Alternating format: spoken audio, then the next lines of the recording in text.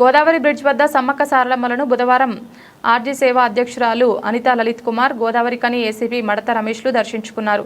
సమ్మక్క సారలమ్మలను దర్శించుకున్న అనంతరం సేవా అధ్యక్షురాలు మీడియాతో మాట్లాడుతూ రాష్ట్ర వ్యాప్తంగా వనదేవతలు సమ్మక్క సారలమ్మ జాతర వైభవంగా జరుగుతున్నాయని, గోదావరి కనిలో కూడా సమ్మక్క సారలమ్మ జాతర చాలా బాగా జరుపుకోవడం జరుగుతుందన్నారు. సమ్మక్క సారలమ్మ జాతరలో సింగరేణి సంస్థ తరపున అభివృద్ధి చేపట్టే అవకాశం తమకు రావడం సంతోషంగా ఉందన్నారు. ఆ తల్లుల దీవెనలు ఉంటే అన్నీ ఉన్నట్లేనని అన్నారు. అలాగే గోదావరి కని ఏసీపీ మడత రమేష్ జాతర ప్రాంగణంలో పోలీస్ శాఖ పరంగా బందోబస్తును పరిశీలించి సమ్మక్క సారలమ్మ గద్దెలను దర్శించుకున్నారు.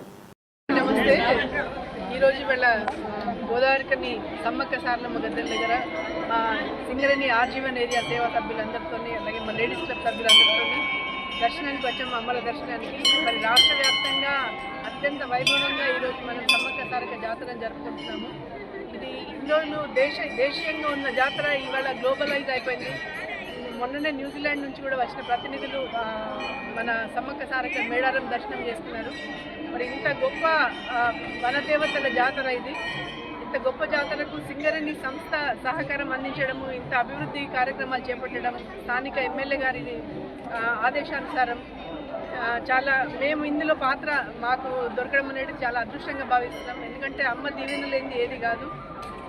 ఎవరితో జరగాలో అది జరగడం కూడా రాసిపెట్టి ఉంటుంది. సో ఇంత మంచి జాతరలో మా వంతుగా మా అందరి అధికారులు సహకారం అందించడం కూడా చాలా సంతోషంగా అనిపిస్తున్నది. మేమందరం బ్లెస్డ్గా ఫీల్ అయిపోతున్నాము.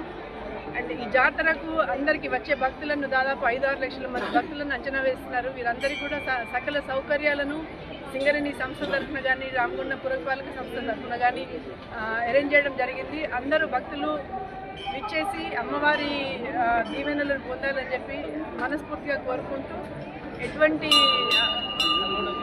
మీకు ఎటువంటి ఇబ్బందులు ఎదురుకాకుండా చూసే బాధ్యత ఇవాళ సంస్థ తరఫున తీసుకున్నారు మా అధికారులందరూ కూడా. మరొకసారి మీ అందరికీ మనవి చేస్తున్నాను, అధిక సంఖ్యలో హాజరయ్యి మరి అమ్మవారి దీవెనలు తీసుకోవాలని చెప్పి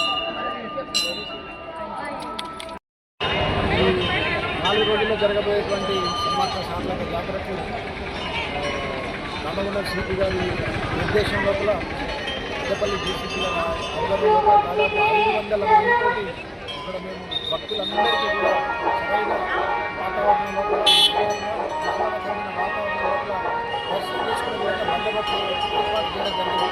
దీన్ని మార్కెట్ గారి దగ్గర